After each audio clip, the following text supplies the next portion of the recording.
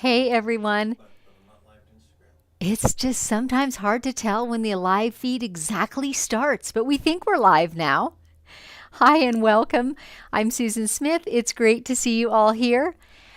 This is a little bit unusual. This is a Friday morning, so for those of you who are regular followers, I often have a live and unscripted show Friday morning, and I'm often standing right here, so perhaps that's confusing you.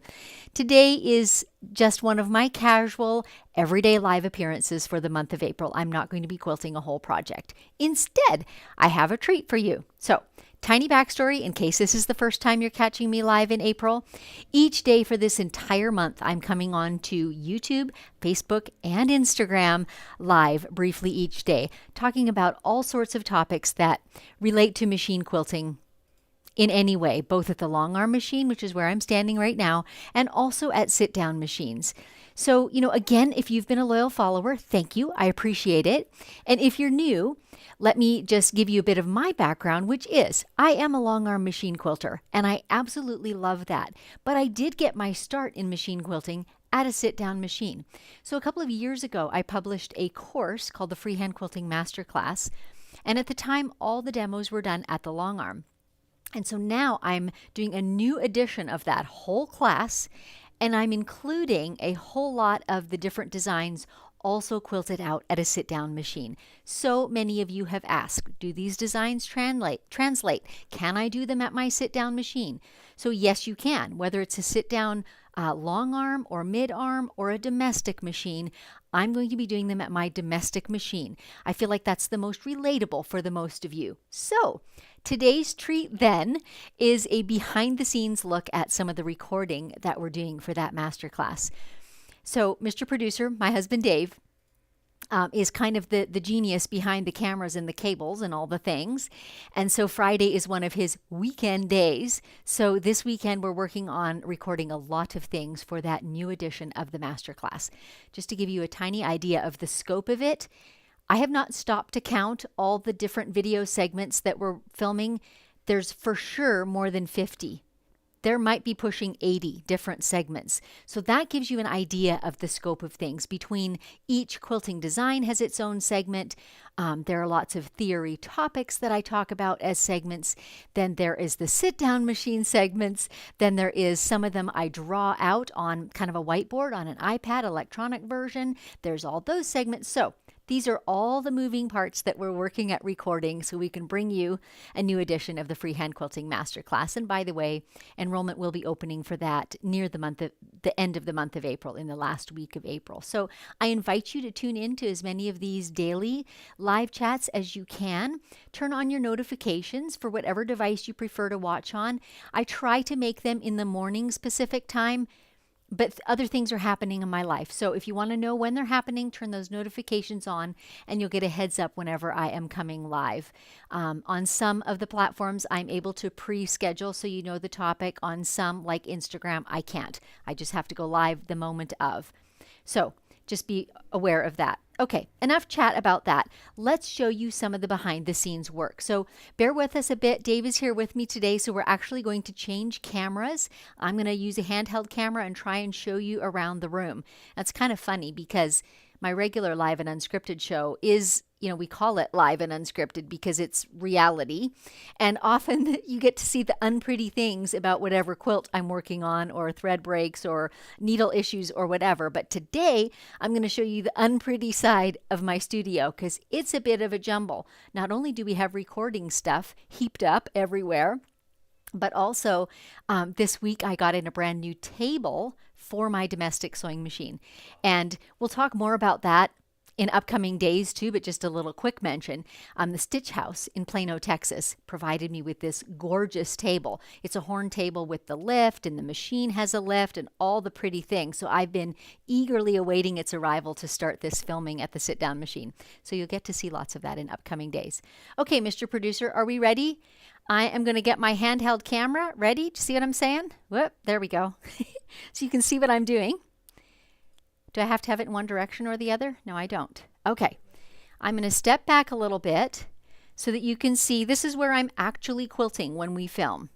And one of the things that's always such a challenge when I'm filming these classes is viewpoint for you, the viewer. So we've got a close-up going on that's going to be catching the needle stitching. And we've tried so hard to figure out the best possible way to get this viewed well, because as you can see, we've got a big old camera apparatus on there, not because the camera itself is so huge, but because we have to manage the vibration. That's a big, big factor when filming quilting. So that's how we've managed it. So I'm going to keep backing up a little further and show you upwards some of the lights that we have on. You can see there's a little hair light that's above my head. The upper light's over the machine, and then way in the background there you can see one, and there's another one over here. You can see Mr. Producer there at his workstation. You can see my fancy new table, overflowing trash can, all the things. My outgoing ugly table, all my pretty threads, you know, lights, tripods, all the stuff. And I got to show you guys this one. Do you see him? That's my little cat, Mr. B. He is always here no matter what we're doing. Okay, Mr. Producer, have we got a good view? Yeah. I am tethered by a cable, so there is a limit to how far I can go. But that gives you a good sense of what our quilting studio looks like. Okay, you want to switch cameras, hon, and I'll come back into view. There we go. Hey again. So if you have any questions or comments, you can see them. Yes, Dave, on the screen? Yeah. Good. This is kind of new to us, doing this in two-part when I'm doing my little daily lives. There's so many things going on. Bita, good morning or good evening from Poland. Oh, I'm so glad you tuned in. I appreciate that.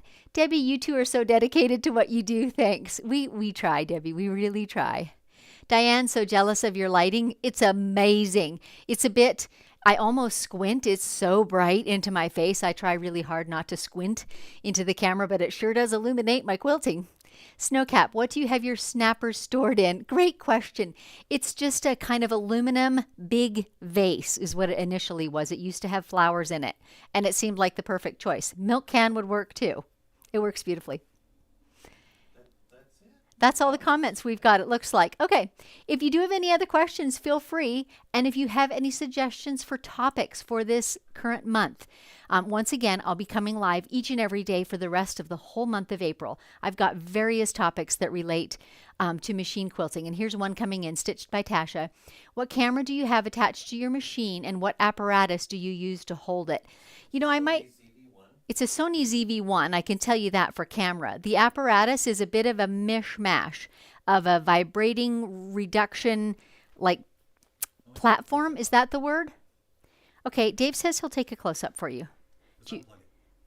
Okay, let's try this. We're going to show you a close-up. It's not necessarily pretty either, just so you know, because we really cobbled it together. Can you see that? So the ZV-1 camera. Sorry about that, you guys. The ZV-1 camera at the top. The little four-corner dealie is the vibration reduction, and then the arms that allow us to angle it in various ways, but in all those places we had to really work to reduce that vibration. So that gives you a fairly decent viewpoint of it. Good? And by the way, if others of you are interested in the camera details, the one that's on my face right now that you're seeing is also a Sony ZV-1. Our other views, including the one that I was holding in my hand, are smartphones. They're Apple iPhones of various ages. I think our oldest one right now is a 6. We use all kinds of smartphones. We've had sometimes as many as 5 cameras going at once. Initially, in my earlier YouTube episodes, it was all iPhone cameras. 1 or 2 of you actually contributed 1 or 2 of those over the years. So we've gradually started upgrading them. And I know I'm kind of getting technical, but this stuff is forefront of my mind right now, because it's always this balancing act between, you know, color and viewpoint and focus as I'm moving around, keeping the focus on my face. And then a huge one is the vibration level of the machine. So both the camera itself, as it's on the machine head, we've got to try to control that vibration. And then viewing a needle that is rapidly bobbing up and down. You know how when you see motion videos, often it'll look like it's standing still, but you still hear the noise. So there's this balancing act between focus and clarity and reducing that awkward look at the speed of movement. So this is something we had a professional videographer come in actually and help us try to find a happy medium between all those things. So hopefully all that investment of effort that we've put in will pay off in a masterclass that's much more pleasurable to view. Several hundred students have been through it over the last few years, and they've been so sweet and gracious and given me feedback. But one of the things we did was we took the pictures from the back side of the long arm, so the close-up was kind of from behind the needle, and students found that so difficult to like relate where they were standing to the needle because it was like viewing upside down. So that's what we're trying to correct with our new viewpoints and make that better and better for you. And side note, by the way, this is the angle. Yes, this is the angle that you'll see the close-up. It's like you're standing over my left shoulder, at my left elbow, watching me quilt. That's the close-up angle. Side note, though, the gentleman who helped us with the lighting and cameras, his name is Clement, and he will be on our cruise with us in January. He's the one that's videoing all the classes. So if you haven't heard about the cruise, the Caribbean cruise coming up in January of 2025, some guest teachers, Beth Ann Nemish, Sam Alberts are coming along, and Clement, our friend, is going to video all the classes because they're delivered kind of lecture style on a big screen, but all of it will be filmed and all of the recordings will be available to the students for some months after the cruise happens. So there's that. Okay, any other topics for today? Yeah. Oh, here's some more. Renee, can you talk more about the primer course, please? Sure, Renee. I'm thinking in my mind what to say about it. The Freehand Primer was the very first course that I ever released digitally, and I'm seriously thinking about retiring it. And here's why I haven't. It's kind of foundational to my teaching of freehand quilting, and it is included in the masterclass. It's not identical, but the same material is one of the modules in the masterclass. So do you see what I'm saying? It can get confusing to try to explain that, but I know there are some who like to just dip their toe in the water with that first one.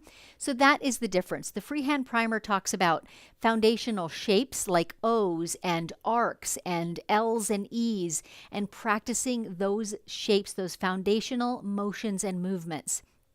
It does not really delve into a variety of freehand designs as the masterclass does. It goes much, much, much further. There's over 30 different designs in the masterclass. I couldn't even tell you the exact number because some of them have multiple variations. You know, add in this, add in that, change this, change that. So there's lots of variety. So I hope that answers your question. Any more coming in? Yes. Janice, good afternoon. Sewing on a domestic will be an addition to the long arm?